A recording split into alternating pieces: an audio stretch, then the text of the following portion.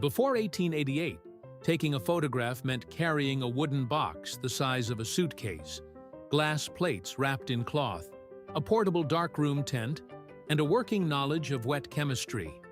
You couldn't capture your child's birthday or a weekend at the beach because the equipment required a wagon, an assistant, and immediate chemical processing before the emulsion dried. Photography existed, but spontaneous pictures of ordinary life did not. The technical barrier was the photographic plate itself. Since the 1850s, photographers coated glass sheets with light-sensitive emulsion, exposed them inside a large-format camera, and developed each plate individually within minutes.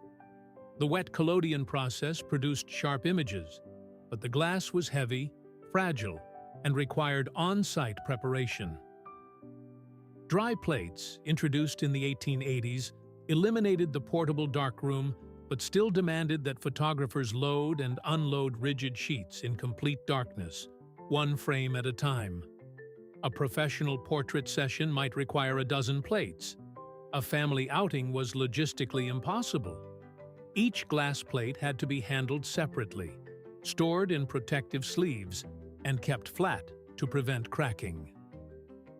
The photographer became a pack animal, hauling pounds of fragile material that could shatter in transit or fog from a light leak during loading. The constraint wasn't image quality. It was the physical impossibility of separating picture-taking from the laboratory.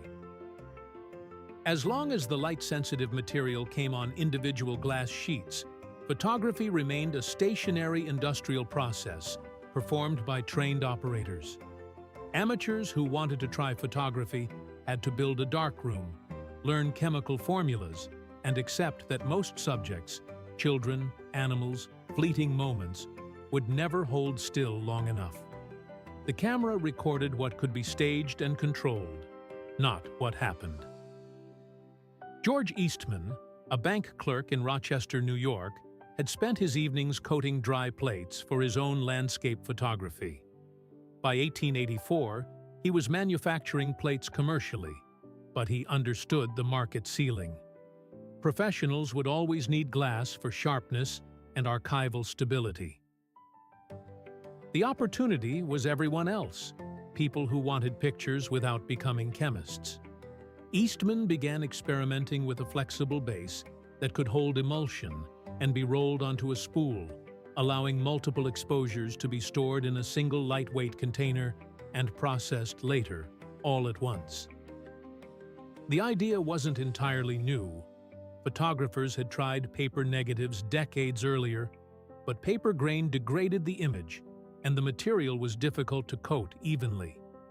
What Eastman needed was a way to make flexible film practical enough for mass production, and simple enough that untrained users could load it without destroying the exposure.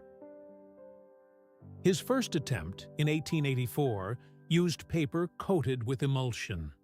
The photographer exposed the paper roll, then sent it to a processor who chemically stripped the emulsion layer off the paper and transferred it to glass for printing.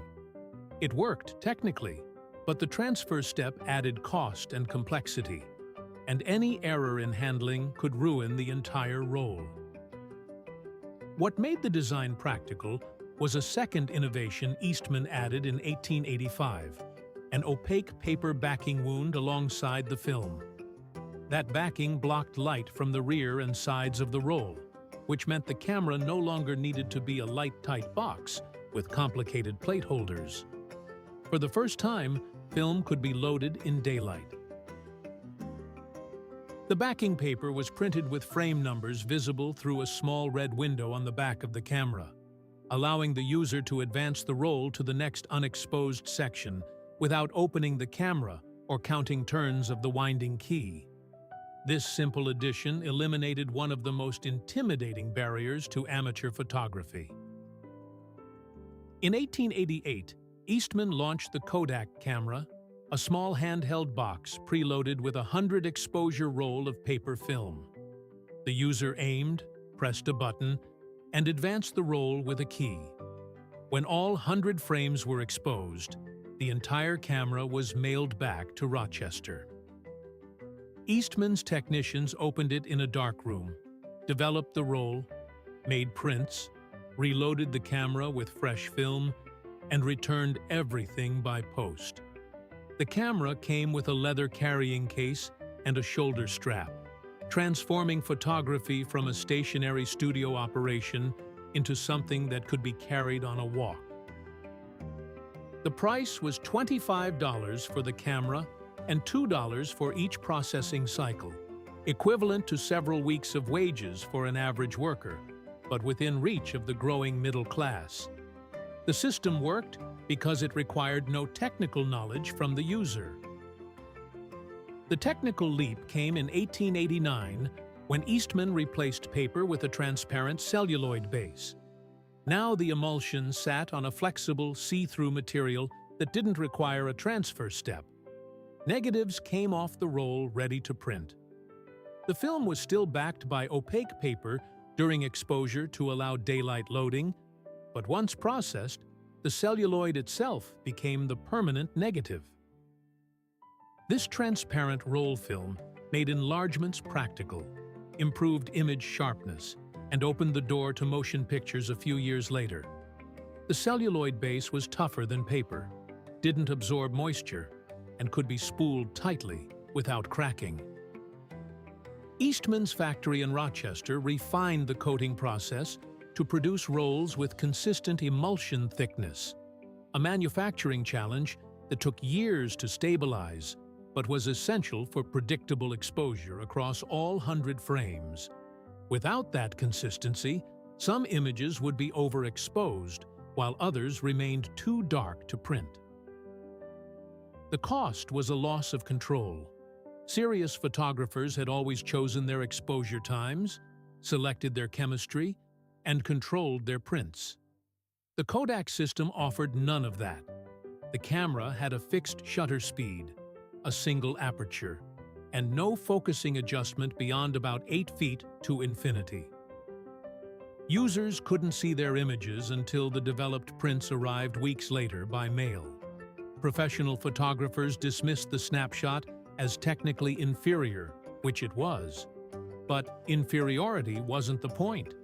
The camera made photography possible for people who would never have tried it otherwise.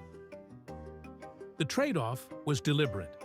Eastman eliminated every decision that required technical knowledge, accepting lower image quality in exchange for near-universal usability. A blurry picture of your daughter was more valuable than no picture at all. There's a question about whether Eastman invented roll film or simply commercialized it. Other inventors, including Hannibal Goodwin, experimented with celluloid-based flexible film in the same period. Goodwin applied for a patent in 1887, before Eastman's celluloid roll reached the market, but the patent wasn't granted until 1898. Legal disputes over priority stretched into the early 1900s, and Goodwin's estate eventually won a settlement from Eastman Kodak. What's undisputed is that Eastman built the manufacturing infrastructure, the mail-order processing service, and the consumer marketing system that turned flexible film from a laboratory curiosity into an accessible product. Patent priority and commercial success are different achievements, and roll film required both to change daily behavior. The technical innovation created possibility. The business system created adoption. By 1900, Kodak had sold hundreds of thousands of cameras and was processing millions of snapshots annually. The combination of roll film and mail order developing separated the act of taking a picture from the craft of making a photograph. That separation transformed who could participate. Family albums, vacation snapshots, candid portraits of children, none of these required a darkroom or technical training anymore.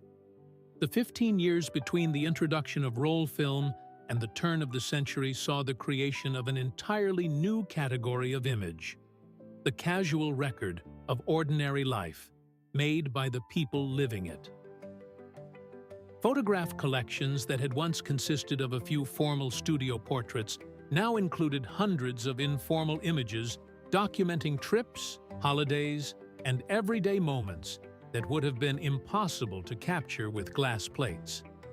The visual record of daily existence expanded from rare formal occasions to continuous documentation. Roll film didn't make photography easier. It made a different kind of photography possible. The snapshot was never a compromise version of the studio portrait. It was a new behavior, enabled by a material innovation that finally made the camera small enough, simple enough, and forgiving enough to leave the tripod behind. The opaque backing paper, often dismissed as mere packaging, was the mechanism that allowed all of it: daylight loading, portable cameras, and the mail-order service model that turned image-making into a consumer activity rather than a technical skill. Without that light-blocking wrapper, none of the rest would have worked. Visual reconstructions are illustrative. Facts and interpretations are based on the sources listed in the description.